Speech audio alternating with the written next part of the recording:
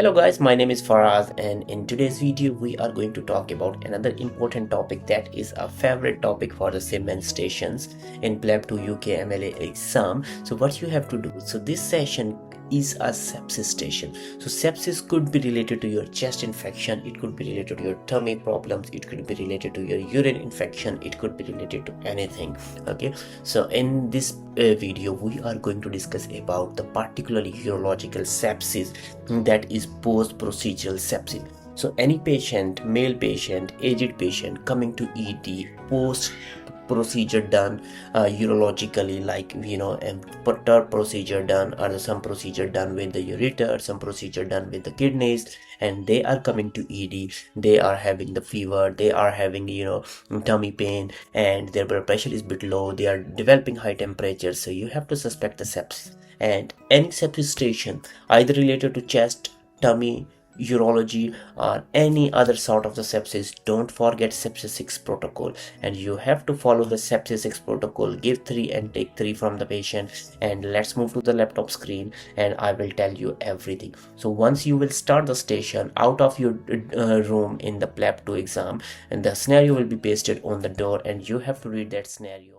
So scenario written is stating, you are FY2 doctor in the ED. Mr. Rodri Pink, aged 75, was brought to the hospital by his wife and was feeling sick. Okay, patient, please talk to the patient address as concerned. Urinary catheter is attached to the patient and was attached to the monitor. So in this way you have to enter the room and you have to follow the steps which I told you previously. So after reading that scenario, you will enter the room, and please keep in mind the sepsis UTI post TURP sepsis we are going to discuss in this video. So nothing will be mentioned like this in your exam, only the scenario which I have just read for you will be mentioned there. So you will enter the room, and first of all you have to do safety netting. You have to do the safety netting. Examiner assume I have taken all the universal precautions, and here your interaction with the examiner is gone. So rest is the patient. You have to introduce, you have to talk, you have to interact with the patient in rest of your time. So first of all you have to introduce and acknowledge. You will see, hello Ahmad, hello, it's Ahmad, one of the doctors at this department. Okay, please don't say I can see you're struggling for the breathing, this is a mistake by me. You will say this in the sepsis related to the chest. Okay, so first of all, after introducing yourself, you will ask, could you please confirm your full name and date of birth? Patient may say Adam, and patient will tell you the date of birth. Okay, so then you will ask, please tell me what brought you to the ED. So then patient will start telling you the story. Doctor, I'm not feeling well, I am very tired. Okay, my catheter is not draining for a few days, I am having fever, I am having lower abdominal pain. So then you will ask, when did it start, how did it start, any cough, fever, chest, leg pain, any urine problem, any previous medical condition, medication, any allergies, and smoker's cough. So when you will ask about the medical condition, patient will tell you, doctor, I was having a prostate issue, so I had a procedure done 4 days ago and I am on the catheter since then. So after that you will say, Adam, I am going to assess you. It will include look, feel, tab, listen to different parts of your body. Please be assured a member of medical team is with me. And at this point you will point toward the examiner, and who is acting as a chaperone, and we are maintaining a privacy. So then you have to look at monitor and you have to acknowledge that I can see my patient is attached to monitor, so I'm going to start the ABCDE approach directly. So in the airway you will say, as patient is talking to me, so I assume that airway is patent. You look at the monitor, I can see my patient oxygen saturation on room air is 99%. So that's absolutely perfect. So move on the B. In the B, what you have to do, Adam, I am going to unbutton your shirt to see your chest, look, feel, tap and listen to your chest, look at the monitor and verbalize the respiratory rate. Okay, and please don't forget to order chest x-ray, ECG, ABG in any type of the cases. So when you will order the ABG, some point in the scenario, like in the C or D, they will say, okay, lactate of the patient is 4, lactate of patient is 5, like more than 2. Okay, so then you will move on the circulation. Here what you have to do, Adam, I am going to pinch your finger to check for the capillary fill time, and I will take your blood pressure and pulse as well. So when you will see at the blood pressure is slightly low, 100/70, respiratory rate is slightly high, 112.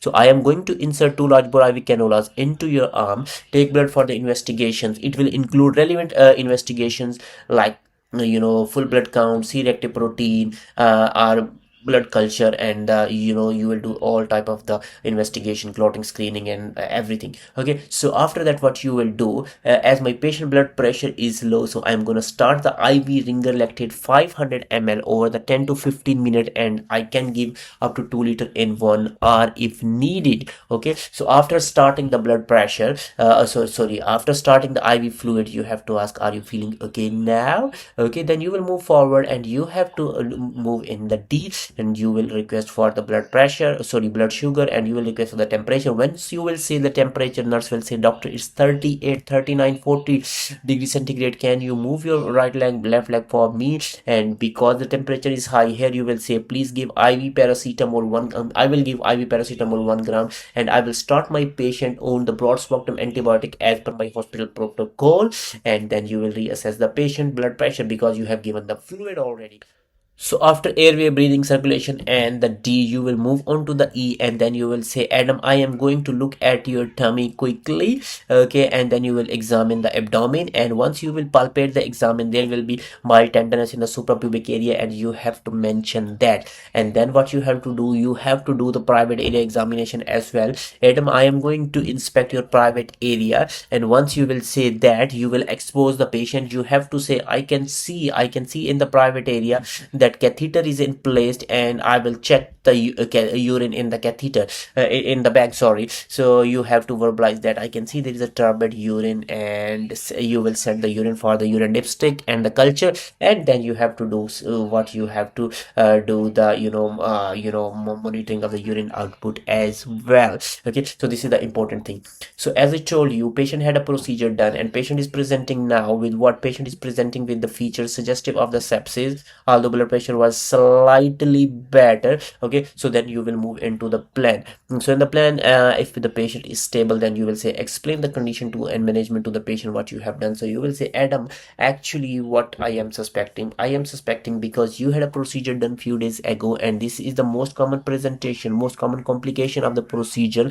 Like, because of the complication of procedure, few patient may develop a retention of the urine. So this is what is happening in your case. I will do the blood scan to confirm it, but your blood pressure is low, you are having fever, you are having abdominal pain, and all these things suggested like you are having this sepsis because of your procedure done. Okay, and after that you will say, I will definitely admit you under the urology team for specialist review, and I will involve my senior as well, just to make sure I'm not gonna miss anything. So I would like to do the further investigation, including the ultrasound of the abdomen and prostate, and I will do the bladder scan as well, just to make sure how much urine you are holding in your tummy, in your bladder. Okay, so then what you will do, once the culture results arrive, change the antibiotics accordingly. We will keep you in the urology department, and once the culture results will arrive, we will change your antibiotic in few days time. Okay, then you will safety net the patient, and that's it. Then you have to call the urology.